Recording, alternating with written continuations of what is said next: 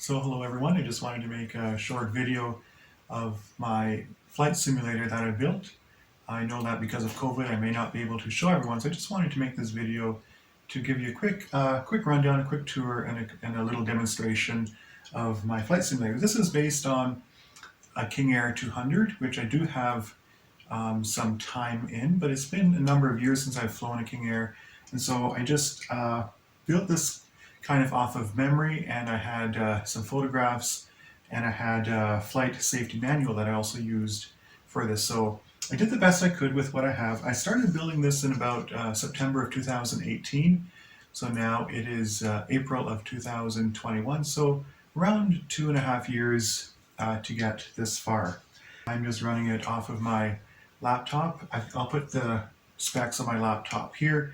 I do hope to upgrade at some point to a better computer, one that can run Microsoft Flight Simulator 2020.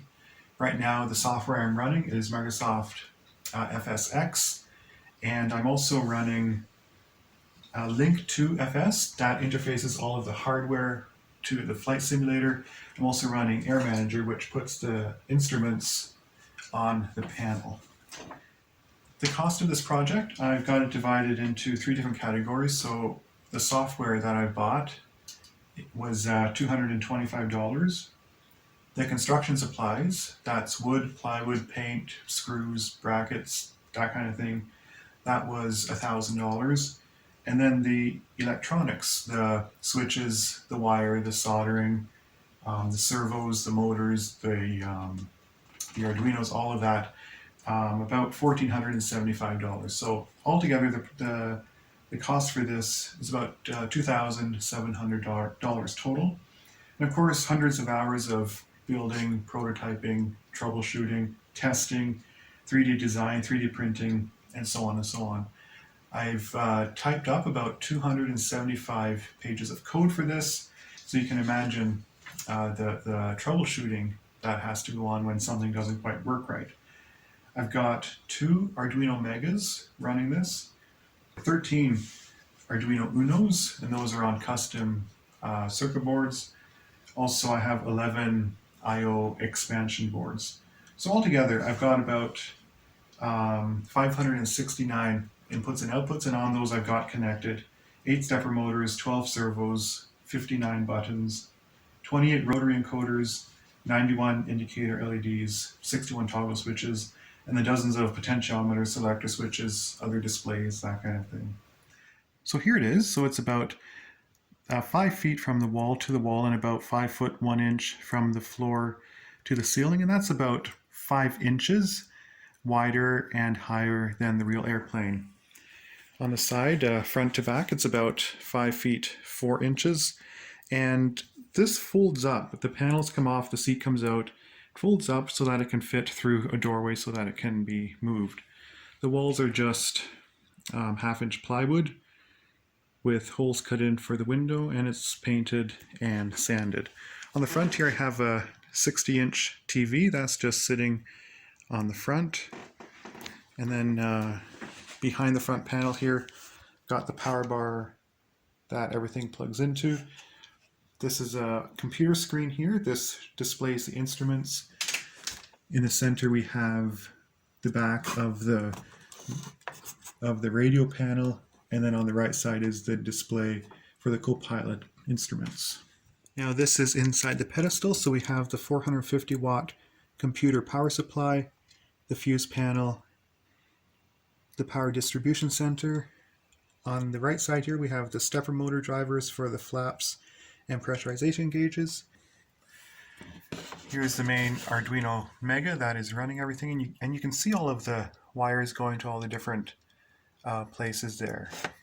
On the right side here is a USB hub where I have everything is plugged in there, and in behind there you can see the workings of the throttle quadrant.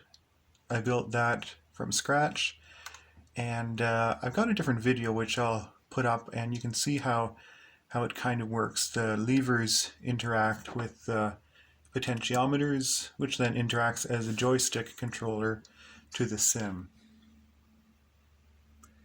This is the back side of the co-pilot's sub panel. And this is the back side of the captain's subpanel.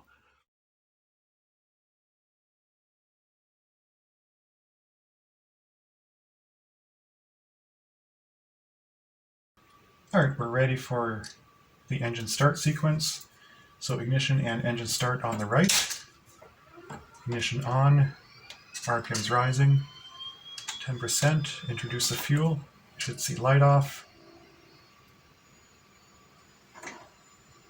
Annunciator should be coming off, 50%, you can turn off the starter, and we'll turn on, you can see 24 volts, left and right. Turn on the right generator, you can see it's charging, 24 volts, 28 volts. And we'll turn on the inverter, we can check that, and we can check the fuel flow. Okay, inverter's coming off. We'll wait for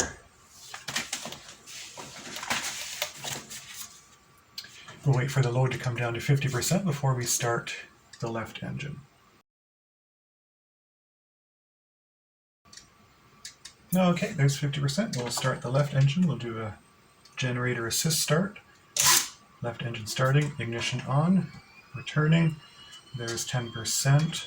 Introduce the fuel, and ITT's rising. Annunciator's coming off. There's 50%. Turn off the starter. Left generator coming on. Make sure we have 28 volts left and right. That's good. Battery's charging, and we'll turn on the inverter. Inverter's good, and alright, everything looks good. After start, external power is disconnected. Generators are on.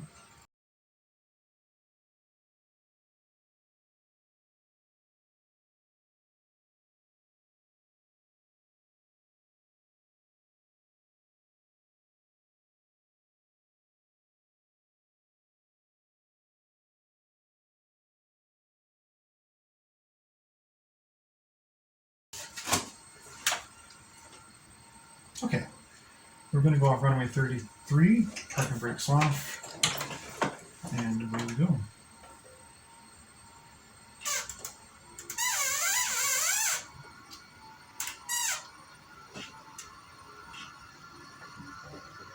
Auto feathers armed.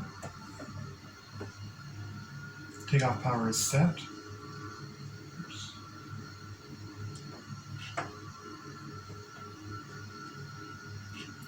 And there's rotate.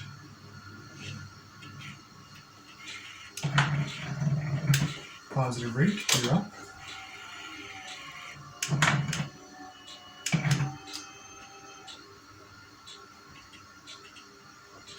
Goes 400 feet, flaps are up. Climb power. And after takeoff checks. Turn on the autopilot here.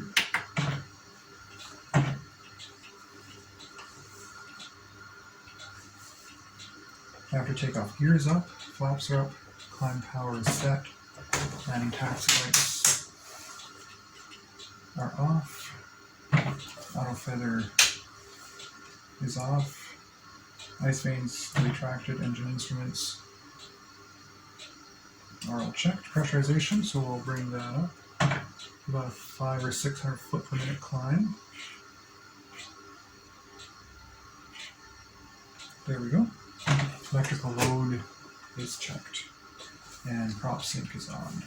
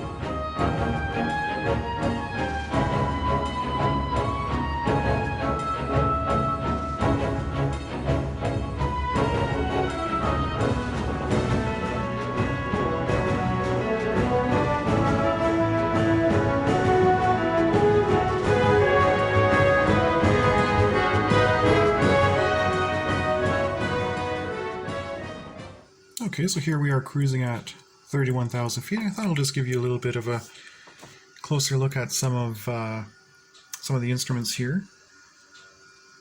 So all of these bezels are 3D printed. You can see there that it's 3D printed all around here. All of the engine instrument bezels are 3D printed. And then of course the computer screen is behind, which displays the instruments. For the instruments that have a rotary encoder, there's a little knob, and then when you click it, it'll change it on the instrument. Same thing with the altimeter here. So this panel is just a 1/4 inch MDF, so I had to find very small rotary encoders that will fit in there, and then I had to route the wires through the wood here to come out the side there. That's what you saw on the back side before. For some of these buttons here, these are again 3D printed, the bezel and the button, but there's an LED and some switches in behind, so when you push it, it'll change or select the different options. The HSI, again, it's a little bit hard to see, but these buttons here are backlit. Maybe I'll just turn down the ambient lighting. There we go. You can see the buttons there are backlit, and I can adjust the intensity. There's a radio altimeter. Again, there's a rotary encoder there, and there's an LED which comes on when you're at your decision height. The GPS here, again, it's a 3D printed bezel, and the illuminated switches are in behind. There's also a dual rotary encoder here, so that is also a part of it. And all of these switches actually work because they interface with the GPS in the simulator. There's our flight plan. You can check the messages. Go back to the main screen. Zoom in and zoom out.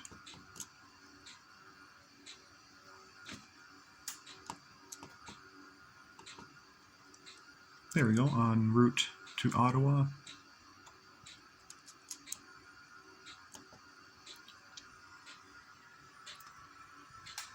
For the radio panel here, you have your transmit selector, your receive selector, and then of course all your frequencies. So you have a standby and flip-flop to the active. COM1, COM2, NAV1, NAV2. This is the ADF. A little bit finicky. I need to put some better encoders on there. And of course your transponder. There's your flight level and the code.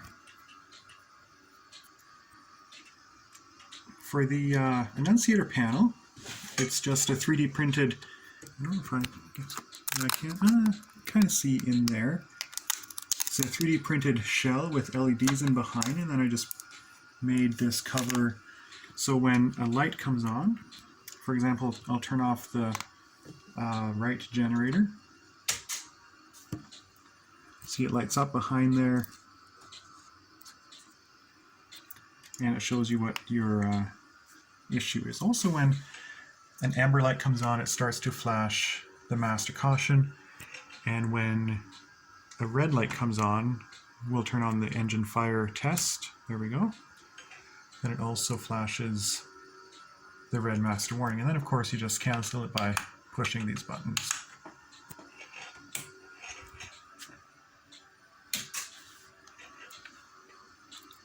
Here's the flaps and pressurization gauges. Close up of the throttle quadrant.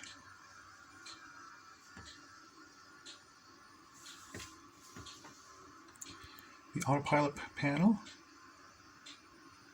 Again, you can push these to select them, and they turn green when they're selected.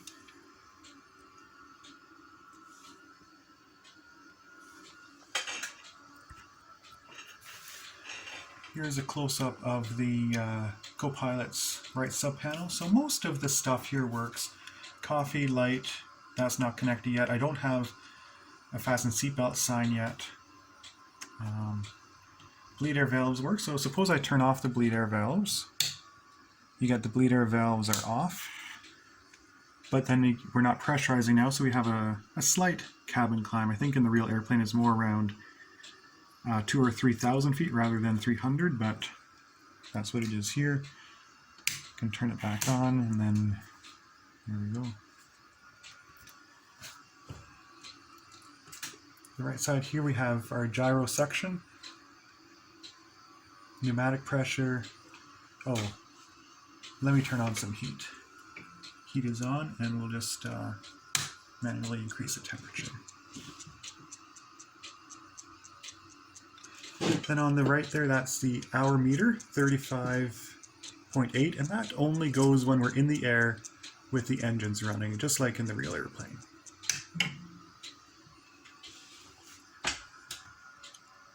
Co-pilot's panel, not too much interesting there. There's no rotary encoders or LEDs, that's more just for show there. And then the circuit breaker panel, again, nothing is there that you can push or interact with, it's just more for show. Master caution, we looked at that. There's the enunciator test. So that turns on all of the enunciators.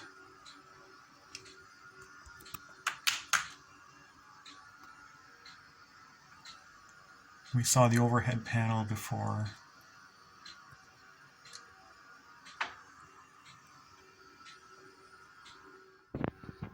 Now I did a lot of work on the yoke here. It's just your basic SciTech yoke, but I did a lot of work. I'm just going to pause the sim.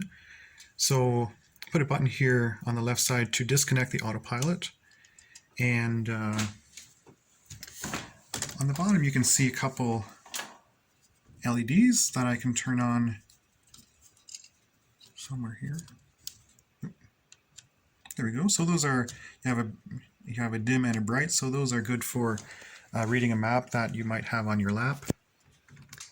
I also put in, you can see here too, there's one there, and there's one there. I've got two Arduinos in here to do all of the additional functions, so there's where you can program them. On the, it's hard to, I think you can see this here. Yep, so I put a button on the front here for your index finger, and I've got this connected to the pause and unpause of the sim. There's also, of course, the time here. This comes directly from the flight simulator, and then you've got stopwatch function here as well. We'll just unpause it and I'll show you something else. So this window here is the ATC that is in the flight simulator. It's just is not a real air traffic controller, it's just kind of a simulated one. So if I want to select something, there's a push to talk on the front here, so I will hold that, and you will see that the display changes to 1. I can change that with the left trim, so when I release the push to talk, it'll select the number on the ATC window. So I'll go back, so I want to select a 7. So there's 7, and back, there we go.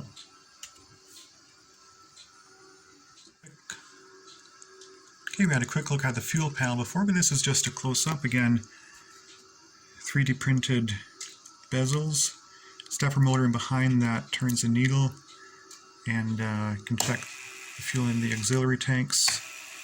Have your illumination LEDs. There's a couple LEDs underneath for illumination, and then of course the firewall valves here, and just a printout of the circuit panel, the circuit breakers. And here's a close-up detail of the captain sub-panel. On the left here's a parking brake. You've got your avionics, inverter, engine start switches, battery generators, other engine switches. Then on the right side, your lights, your ice protection, your landing gear lever, and some more light switches there.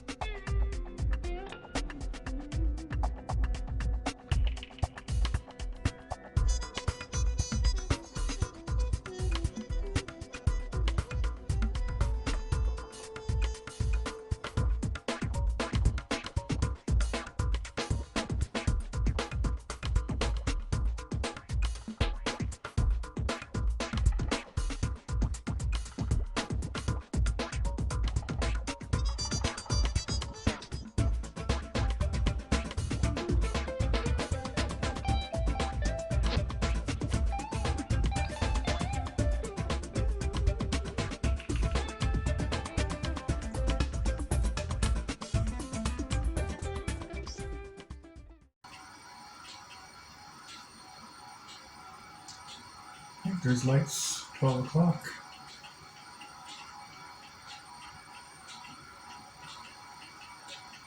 Runway in sight. We are cleared to land.